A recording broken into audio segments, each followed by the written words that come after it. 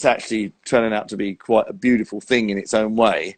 But so that I'm glad you're well and healthy and happy. So, Mike, now I've known you since about 2007, 2008.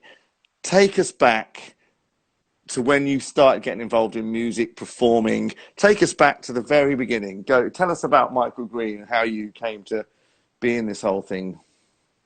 I mean, like for me, I started singing as soon as I could speak. So when I was a kid, Wow. I remember like, I was being taken from like nursery by my mum, and like on the bus I'd be like just singing and stuff like that, and like and it'd be going on there. So like even at school, I'd be singing at school all the time.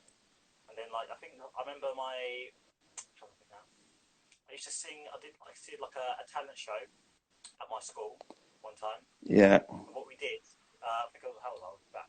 I would have been about 12, 13. And we got another three friends of mine. We did like a Boyz II Men song, talent show, Yeah.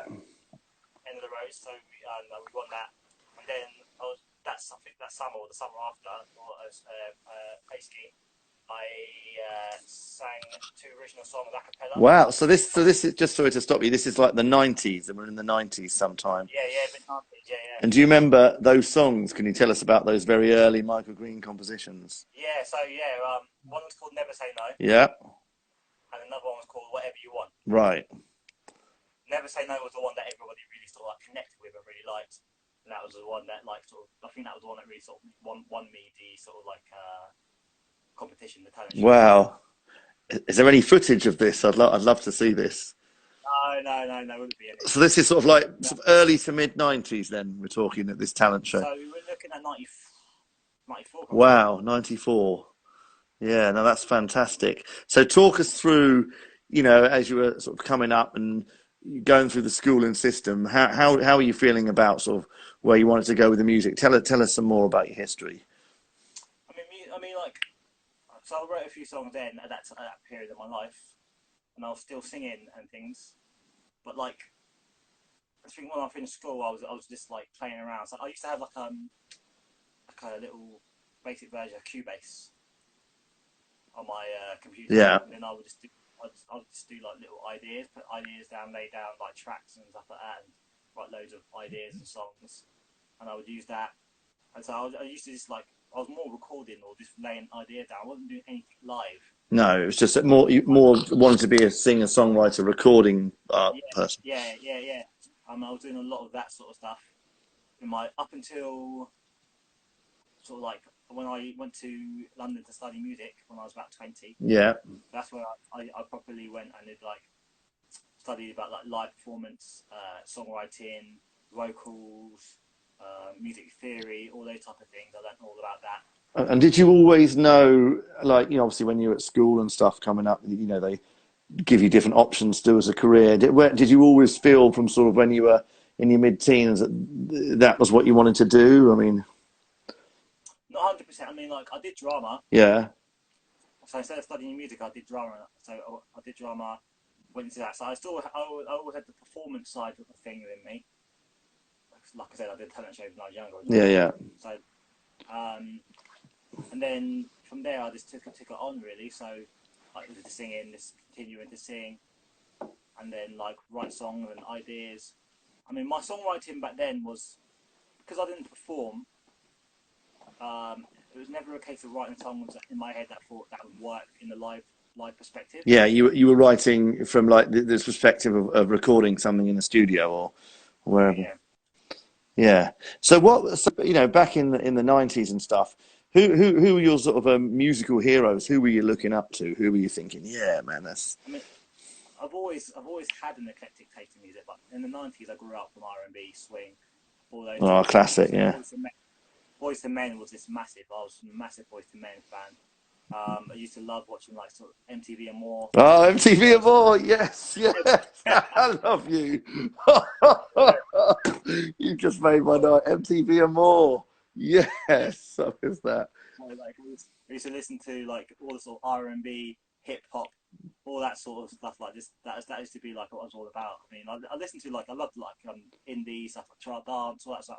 I listened to all I that. mean, That's what it I was was a good it was a good period to be alive. The 90s. It was Oh like our yeah, very own. I always feel like it was our very own 1960s.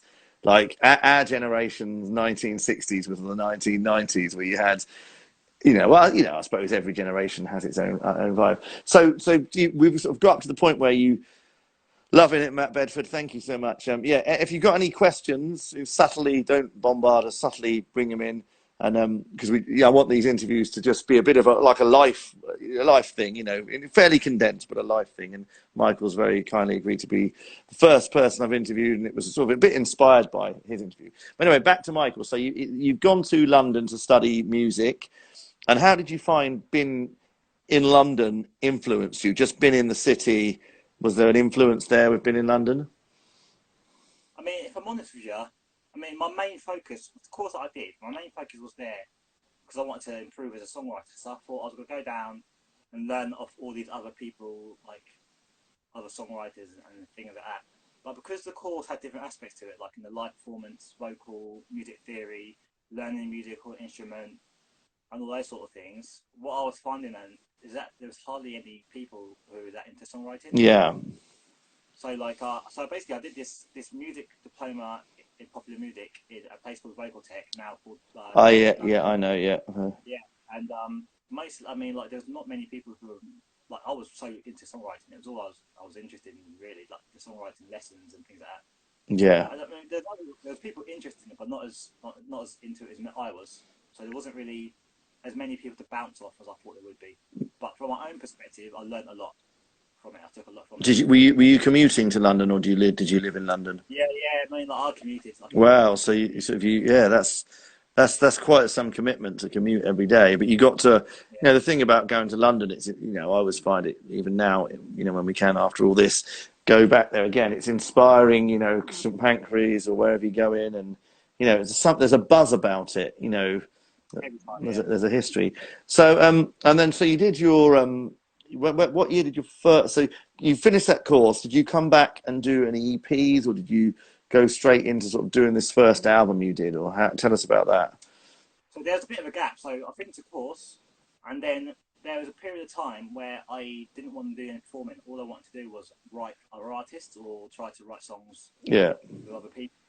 My interest in performing I wasn't really that interested.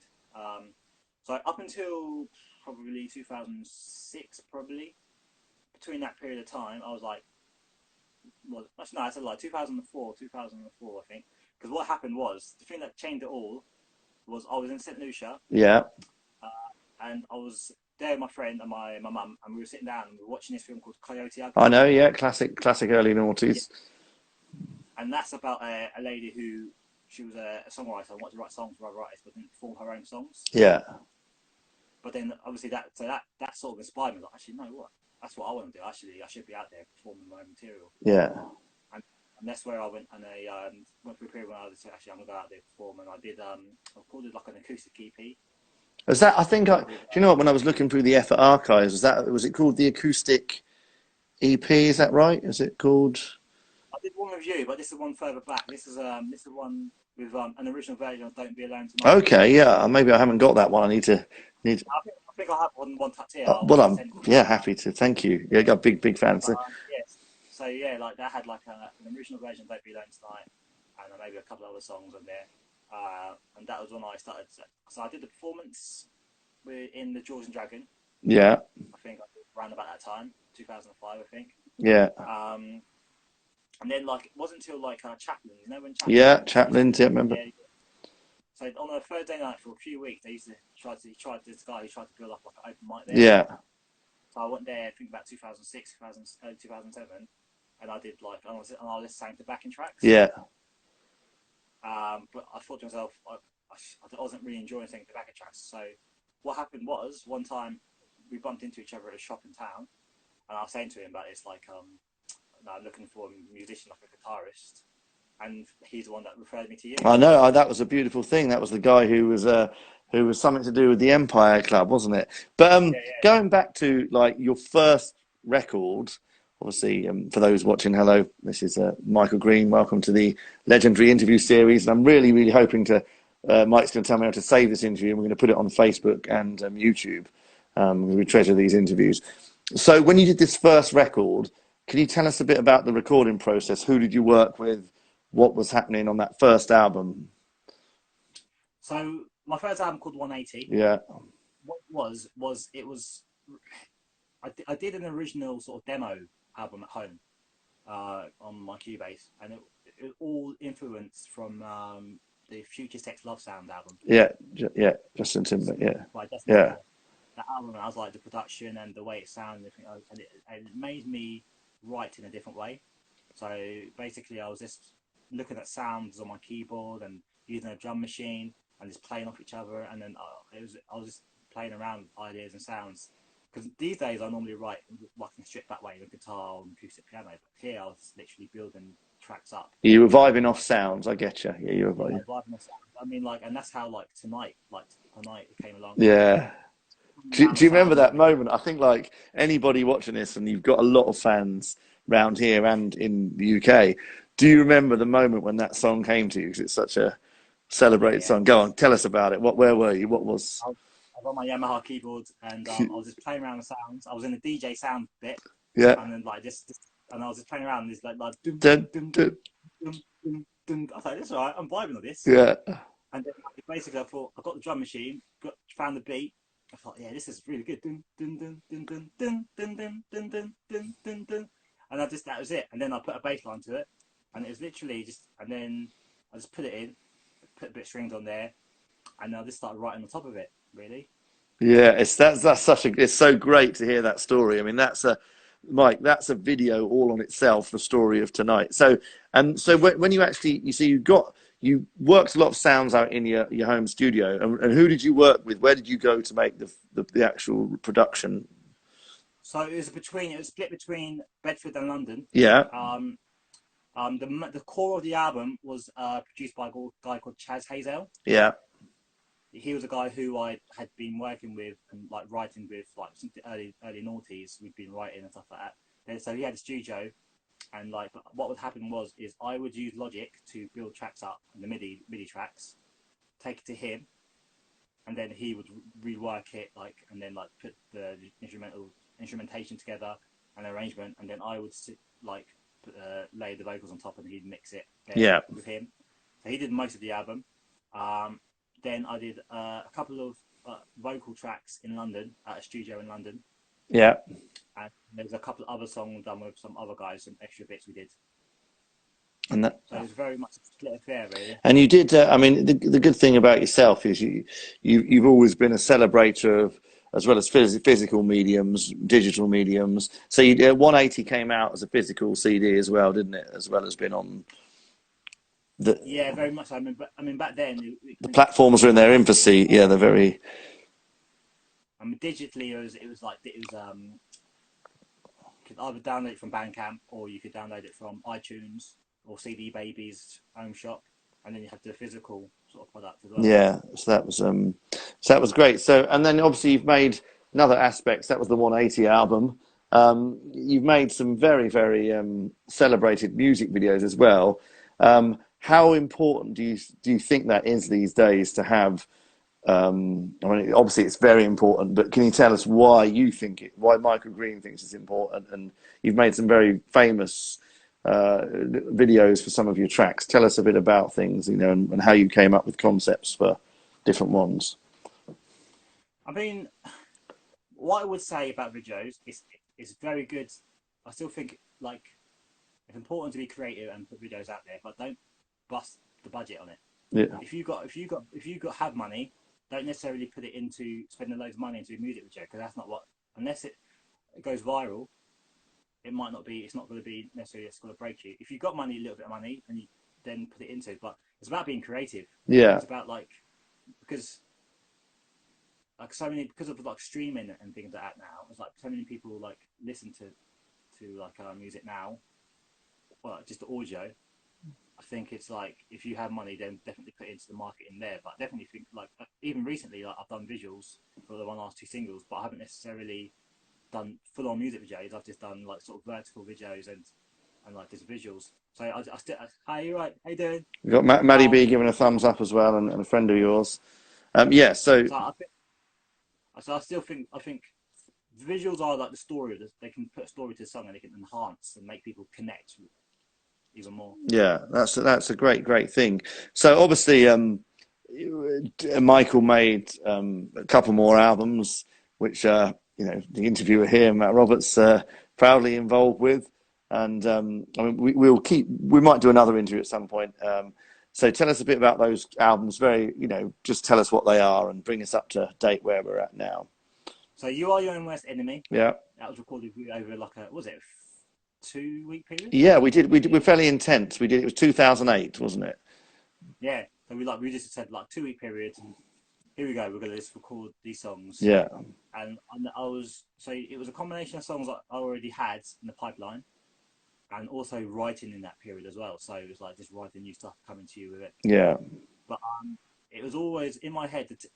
Funnily enough, the template of the album is like it's 9 tracks, but if the actual sort of like the way I did it in my head, I was really thinking about Michael Jackson Thriller template. Yeah, oh, that's a great. I mean, that is a template. Honing it down to just 9 incredible tracks is, and also the way the songs run, like in the sense of like tempo wise. Yeah. So it was like start opening up with an up tempo song, then bring it down, and then like has in the middle has up tempo, then yeah. down. So that was where it was really sort of in my head. It was all about grooves and trying to go for that sort of up tempo sort of vibe of You Are Your Own Worst Enemy. Yeah. And like with the production that we went, it was like we skinned so many cats with different ways of trying to produce different things. I know. I remember that we sort of all the people out there. I know Maddie B will be into this little bit of the interview and all of it. Yeah, we did a combination of live drums, didn't we? The famed trusted LM1. Which was. I mean, like with the Senorita, we used like the tape machine to yeah. Senorita. I remember that? Wow, yeah, do remember that. So, and then of course you had the Speed of Light EP. Is that if I got the name right? It's just correct me. Yeah. 2010 was that, or 2011? So it was released in 2011, recorded in 2010 straight. And that was again, correct me just if I'm wrong. Didn't you worked with 4 different producers, didn't you, to get different flavors for the EP? Tell us about that EP. So we have What I'm Looking For. That was recorded with Matt Jarman. Yeah. He produced that one. Dreamer was produced with you. Yeah. Love Affair was produced by me and a guy called Adrian Sell. Yeah. And then Million Miles Away was produced by you and mixed by Matt Jarman. Yeah, that's it, Matt Jarman. So yeah, no, it's a good. And then obviously you've had another album out since then, haven't you, as well? Since yeah, so 2018 I released Perceptions. Yeah, it was another one I was proud to say I was involved with. It's completely produced by you. Yes, well, thank you. Yes. So Michael, and then you've been working with a few different people, haven't you? So tell us about your last video you had out, which was a very good, the one where you're walking down the beach. Yeah, so that's my latest single called "Seemed Like You." That's a great. So who produced that? That's fantastic. That was produced by a guy called Jerome. Oh yeah, I know Jerome. That's fantastic. Yeah. Yeah. So what it was is I've had this song laying about for a while, and like I just sent him like a piano vocal version, and he built up the whole music and production from that. Yeah, that's real good. Went in, vocaled it, and then like he did all the mix, got the song, and then like I just put the visual to it really. So that's a fantastic thing. So what are your? I mean, obviously we're in crazy times. Thank you so much for doing the interview tonight, Maddie B. If you're watching, stay there because I want one of you in a minute to tell me how I can save this video. So I want to put this on Facebook, YouTube. As sort of concluding where we started. Obviously, we're in very scary, crazy, tragic times at the moment. But on the upside, it is allowing a lot of focus on individual artists to be artful. And, I know myself and, yourself been creative. What's in the pipeline at the moment? What are you thinking you're going to do? I mean, like I've got something lined up at the moment. So like just been putting a batch of songs together. Yeah. And then just seeing what sort of projects I can like put together, and like we're in the situation we're in now, just seeing how we can release that in a sort of digital way and create an experience for people. Yeah, wow. No, I mean, it's Mike. I mean, honestly, I could talk to you all night because there's so many things to touch on in. I mean, maybe we will do part two of this interview and talk about live performance. And so I know you've got your other things that need to shout out your performance and your vocal coaching, different workshops you do online. You do a bit of that as well, don't you? Try and Yeah, I mean, basically just helping people like deal with nerves, stage fright when it comes to performing live, and honing their live performance skills as well. no, that's fantastic. But yeah, everyone watching this and on a rerun or live, Michael Green is a positive Bedford force, UK wide, worldwide. And thank you, Michael, for being you and doing what you do. We really do, your social media update inspiring and uplifting. So please, we look forward to hearing what you've got to do. Are you planning on doing any little? I know everyone's doing a live stream at the moment, or what have you? Is there anything you can tell us about in the next couple of weeks? Little exclusive things Michael Green fans can look forward to. I mean, yeah, definitely. Best thing to do is to keep an eye on my Instagram and my Facebook for any updates. Or I have a newsletter which people can sign up at. If they go to michaelgreensongwriter.com, Yeah. and they can sign up to my newsletter, and there'll be some exclusive special updates of what's happening. Wow. Well, that's fantastic. So we sure will. So before we go, how do you save this video? Do I end it then save it?